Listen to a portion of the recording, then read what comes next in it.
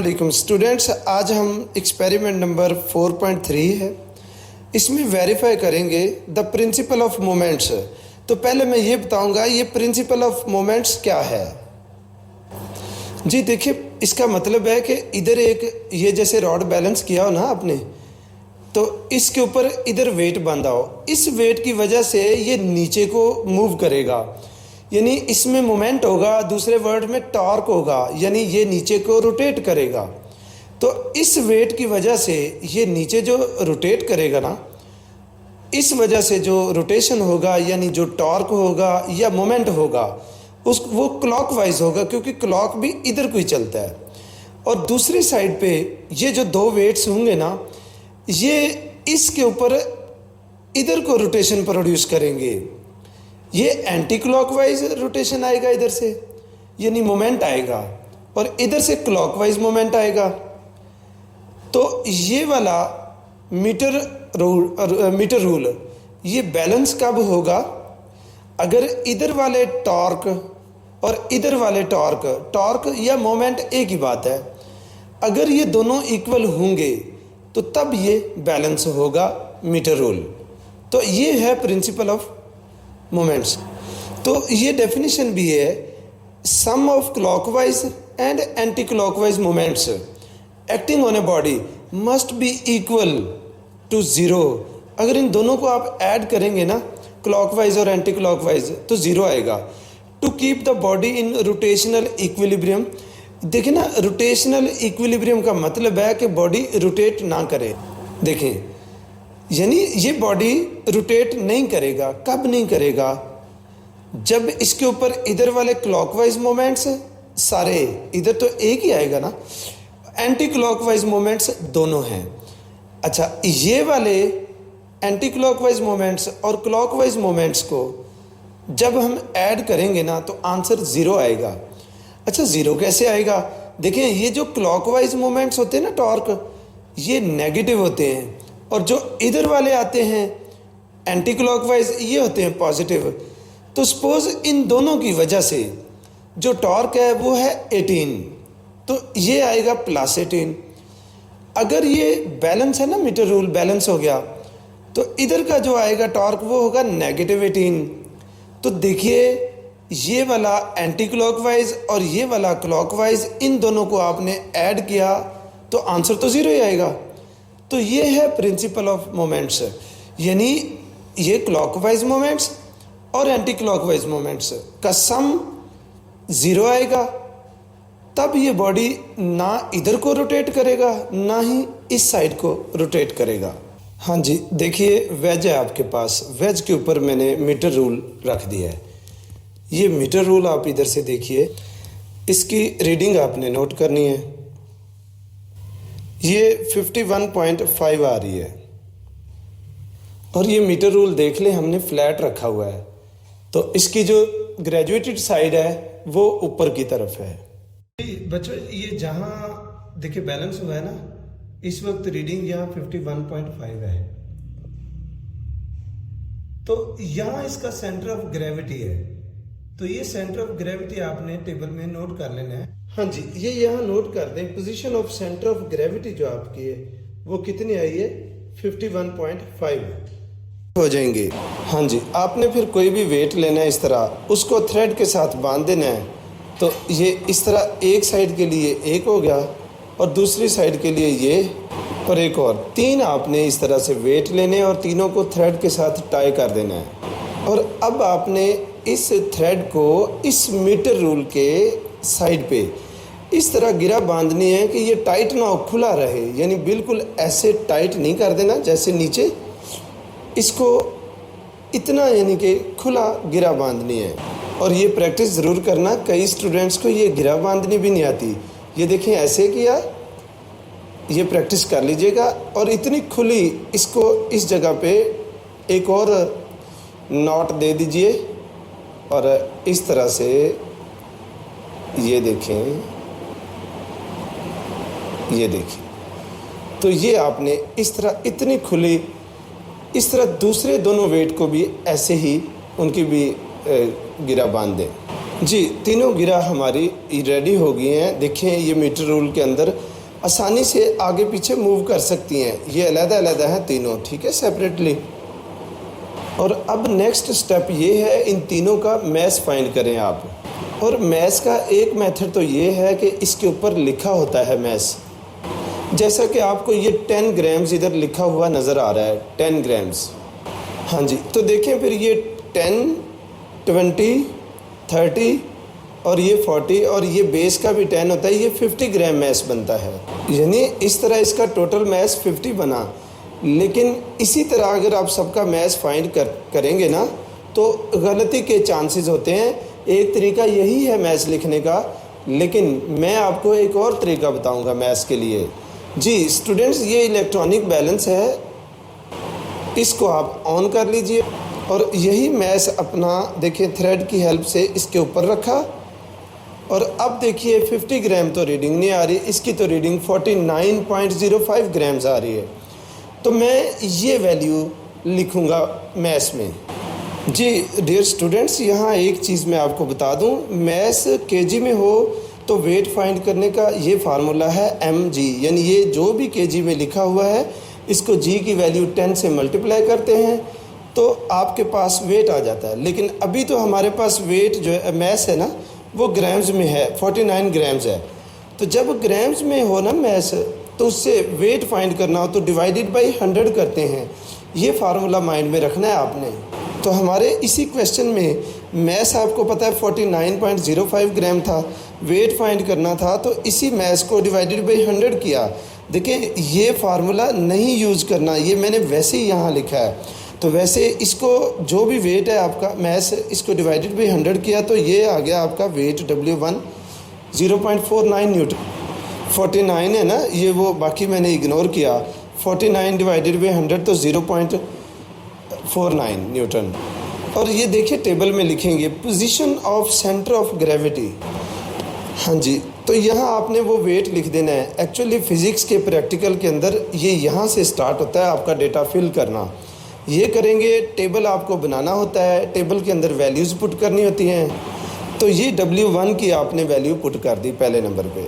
देखें जी, इस वेट को हम इस साइड पे लगाएंगे, W1 होगा। जो दूसरे दो वेट्स हैं वो आपने इस लेफ़्ट साइड पे लगाने हैं और फिर दोबारा से बैलेंस उसी पोजीशन से ही इसको करना है। देखें जी, दूसरा वेट रखा, उसका मैस आया 39.2 है, 29।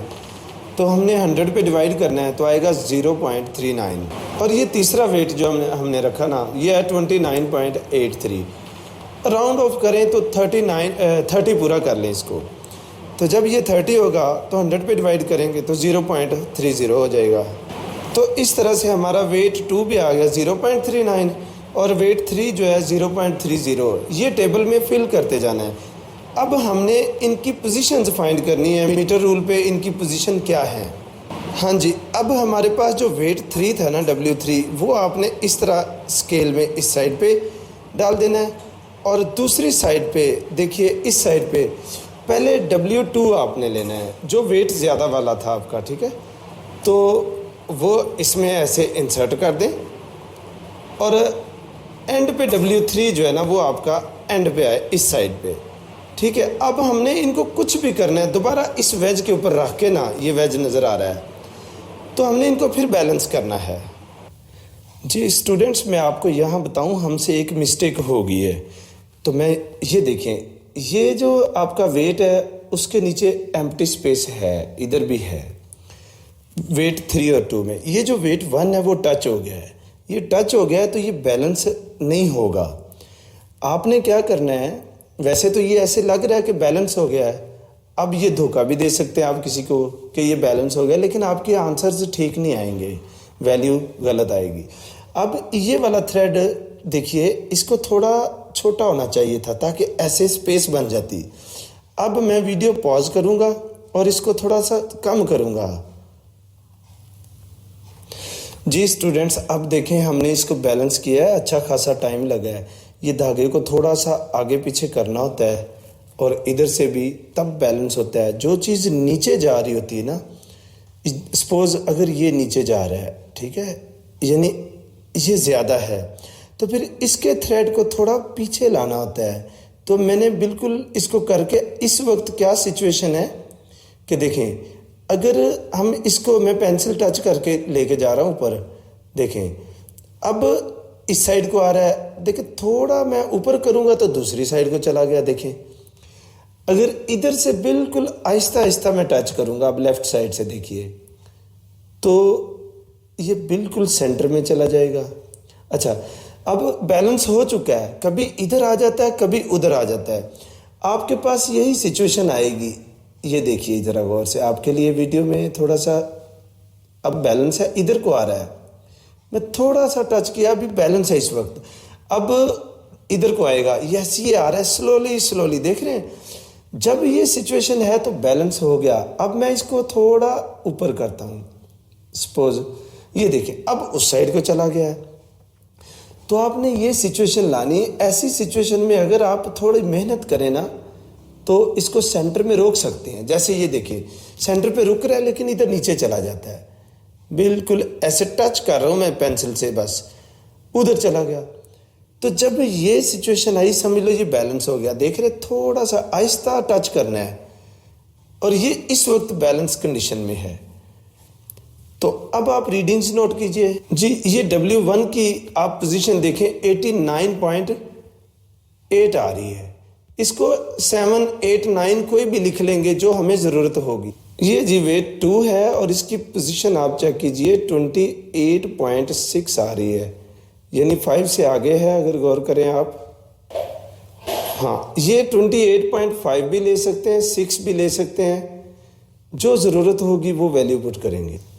और ये वेट 3 है, 18.5 या 6 कोई भी वैल्यू लिखी जा सकती है।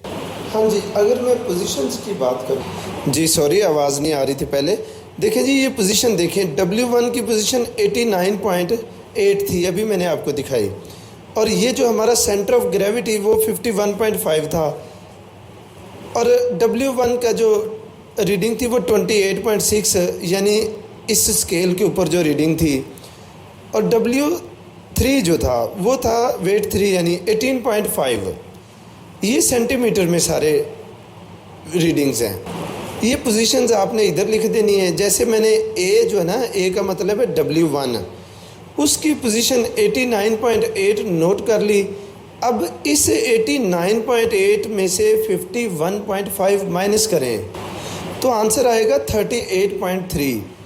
ये 38.3 क्या है? ये है मोमेंट आर्म। और मोमेंट आर्म क्या होता है? ये जो जहाँ बैलेंस किया है ना, इस पॉइंट से लेके और यहाँ तक जो टोटल ये इनके दरमियान डिस्टेंस है, तो ये हमने क्या किया, इसमें से ये वाला माइनस कर दिया, तो फिर आंसर आ गया 38.3। तो ये मोमेंट आर्म आ गया। हाँ जी, आगे इसका मोमेंट आर्म W2 का, उसमें 51.5 में से आप इसको माइनस करेंगे ना, तो ये वाला डिस्टेंस आ जाएगा मोमेंट आर्म। तो उसकी वैल्यू देखें, 51 में से ये 28.6 माइनस करेंगे तो 22.9 आ जाएगा जी। तो फिर देखें ये भी 22.9 आ जाएगा, और W3 है उसका भी 51.5 माइनस 18.5 करेंगे तो 33 आएगा। यानी ये तीनों मोमेंट आर्म्स आ गए। मोमेंट आर्म क्या होता है? ये ना, ये जहाँ से बैलेंस करते हैं सेंटर ऑफ ग्रेविटी से जो डिस्टेंस होता है ना वेट का, उसको मोमेंट आर्म कहते हैं। तो इसका मोमेंट आर्म भी हमने लिख लिया, इसका भी लिख लिया और इसका भी लिख लिया। तो ये तीनों मोमेंट आर्म्स आ गए। और मैंने इधर लिख भी दिया है, ये W1 का मोमेंट आर्म, ये W2 का, ये W3 का। हाँ जी, अब आपने टॉर्क देखना है। ये जो W1 है ना, ये इस मीटर रॉड को ये इस तरफ को नीचे को लाता है, यानी यहाँ से नीचे को लाता है। तो ये जो टॉर्क प्रोड्यूस करेगा ना, वो होगा क्लॉकवाइज डायरेक्शन में, क्योंकि आपको पता है क्लॉक की भी नीडल यहाँ से इधर को इसी साइड को नीचे की तरफ आती है, ऐसे घूमते घूमते। तो इसका क्लॉकवाइज टॉर्क होगा, और इन दोनों का टॉर्क, ये इनके टॉर्क की डायरेक्शन ये होगी इस तरफ को। तो ये तो क्लॉक के ऑपोजिट चलते हैं, यानी ये स्केल को नीचे को खींच के लाएंगे, तो ये एंटी क्लॉकवाइज टॉर्क्स होंगे। अब देखें, ये अकेला टॉर्क क्लॉकवाइज, एंटी क्लॉकवाइज दो चीज़ों के टॉर्क्स हैं, यानी W2 का और W3 का। अब इन तीनों के टॉर्क्स फाइंड करेंगे। हाँ जी, अब आप देखिए, ये वेट था 0.49 न्यूटन और इसका मोमेंट आर्म 38.3। इन दोनों को मल्टीप्लाई करें तो इसका जो टॉर्क आएगा, टॉर्क T1 आ जाएगा। तो उसी से आगे जो टेबल है ना, इन दोनों को मल्टीप्लाई किया तो टॉर्क 1 आ गया 18.76। इसका यूनिट वैसे न्यूटन मीटर होता है, लेकिन यहाँ टॉर्क का न्यूटन सेंटीमीटर होगा, क्योंकि ये जो मोमेंट आर्म है ना, ये हम सेंटीमीटर्स में ही पुट कर रहे हैं फार्मूला के अंदर। तो इस तरह ये क्लॉकवाइज मोमेंट या क्लॉकवाइज टॉर्क फाइंड हो गया। अब हमने total anti clockwise moment find करना है। उसमें दो चीज़ों का होगा, ये W2 का ये वाला होगा मोमेंट, और ये W3 का इस तरह से आएगा। ये देखें ना, W2 वेट था 0.39 न्यूटन, इसको मल्टीप्लाई इसके मोमेंट आर्म से करेंगे, और इसी तरह ये W3 0.3 न्यूटन था, 30 न्यूटन, इसको इसका मोमेंट आर्म जो 33 है इनसे मल्टीप्लाई करेंगे। फिर हम उन दोनों को ऐड करते हैं। हाँ जी, देखिए, W2 को और उसके मोमेंट आर्म को मल्टीप्लाई करेंगे, फिर प्लस करेंगे W3 और उसके मोमेंट आर्म को। इन दोनों को जब ऐड करेंगे तो टोटल एंटी क्लॉकवाइज मोमेंट आ जाएगा, वो आया 18.8। तो ये जो क्लॉकवाइज 18.76 था। तो अब इन दोनों में डिफरेंस कितना है, वो आ रहा है 0.04। वैसे डिफरेंस तो बिल्कुल ज़ीरो होना चाहिए, लेकिन जब हम ये एक्सपेरिमेंट कर रहे होते हैं ना, तो इसके अंदर इतनी वैल्यूज़ थोड़ा बहुत डिफरेंस आ जाता है। तो यानी क्लॉकवाइज मोमेंट्स और एंटी क्लॉकवाइज मोमेंट्स, इनमें अगर डिफरेंस फाइंड करें तो ज़ीरो आना चाहिए, और हमारा ज़ीरो के क्लोज है। हम इसको भी अप्रॉक्सीमेटली ज़ीरो ले लेते हैं। तो अब इसका मतलब क्या कि जब हमने बैलेंस किया था इसको, मीटर रॉड को, तो बैलेंस होता ही तब है जब ये इधर से क्लॉकवाइज टॉर्क और इस साइड से एंटी क्लॉकवाइज टॉर्क ये इक्वल हूँ। तो यही है प्रिंसिपल ऑफ मोमेंट्स। तो ये एक्सपेरिमेंट नंबर 4.3 लिखा है, वेरीफाई प्रिंसिपल ऑफ मोमेंट्स। तो प्रिंसिपल मोमेंट्स का मतलब ये है कि क्लॉकवाइज मोमेंट्स और एंटी क्लॉकवाइज मोमेंट्स इक्वल होते हैं। तो कहते हैं मेथड यूज़ करो by using a metre rule. ये मैं मीटर रॉड बोल रहा था, मीटर का रॉड भी होता है और मीटर रूल है ये जिसके ऊपर लिखा होता है। तो मीटर रूल यूज़ करें। बैलेंस्ड ऑन अ वेज, तो जैसा कि हमने वेज के ऊपर बैलेंस किया था इसको, तो करना था वेरीफाई। वेरीफाई का मतलब बताना था एंटी क्लॉकवाइज और क्लॉकवाइज में डिफरेंस ज़ीरो का आएगा। तो वो तो हमने बता दिया, तो मीन अपना क्वेश्चन ठीक हो गया। और अब देखिए, एक बार तो हमने ये कर लिया, दोबारा भी आप यही करेंगे। आप क्या करेंगे, ये तो चेंज नहीं होगा, बैलेंस पॉइंट यही यूज़ होगा। और ये वेट्स भी आप चेंज ना कीजिए, वेट्स एज इट इज़ यही दोबारा आप लिख दीजिए और इसको फिर से बैलेंस कीजिए। जो आप बैलेंस करेंगे वो वैल्यूज़ आप इधर पुट कर देना। ये एक्सपेरिमेंट मैंने दोबारा परफॉर्म किया है जी। ये मैंने पोजीशंस भी लिख दिए हैं, फिर आगे इनके डिस्टेंसेस भी लिख दिए हैं, ये आप प्लीज़ नोट कर लें। उसके बाद टॉर्क फाइंड किया है क्लॉकवाइज, और फिर total anti clockwise moments find किए हैं। ये देखो, मैं टॉर्क बोल रहा हूँ, मोमेंट और टॉर्क एक ही चीज़ होती है। अच्छा, तो इन दोनों को अब मैंने माइनस किया है, तो इसका आंसर ज़ीरो ही आ गया हमारा। और प्लीज़ अब वीडियो पॉज करके ये वाली रीडिंग भी नोट कर लें, क्योंकि बच्चे कहते हैं जी हमें रीडिंग ज़रूर बताएं, क्योंकि ये तीसरा एक्सपेरिमेंट करके मैंने रीडिंग्स फाइंड की हैं जी। अब ये भी नोट कर लीजिए, अब की बारी थोड़ा सा डिफरेंस आया है, पिछली बार डिफरेंस ज़ीरो था जी। ये स्टूडेंट्स को मैं बताना चाहूँगा कि हमने ना इस तरह से पहले वेज पे रख के बैलेंस करके आपको दिखाया था मीटर रूल को, और ये वेट्स अब देखें रखे हुए हैं, नीचे से डिस्टेंस आपको नज़र आ रहा है, इधर से भी देखिए वेट्स के नीचे डिस्टेंस है, ठीक है जी। तो ये मैंने वाइट पेपर रखा है आपके बताने के लिए कि नीचे डिस्टेंस आपको नज़र आ सके। तो आप इस तरह फ्लैट रख सकते हैं। मैंने जो प्रैक्टिकल पूरा किया ना, उसमें इस मीटर रूल को मैंने वर्टिकल रखा था, यानी ऊपर को रखा था। तो आप इस डायरेक्शन में रखेंगे, इससे इजीली बैलेंस हो जाता है। इस वक्त आप इसको गौर करेंगे ना, तो ये देखिए बैलेंस है सारा। तो आप प्लीज़ इस तरह बैलेंस कर लेना। स्टूडेंट्स के लिए वो तरीका बहुत डिफ़िकल्ट है। Thank you.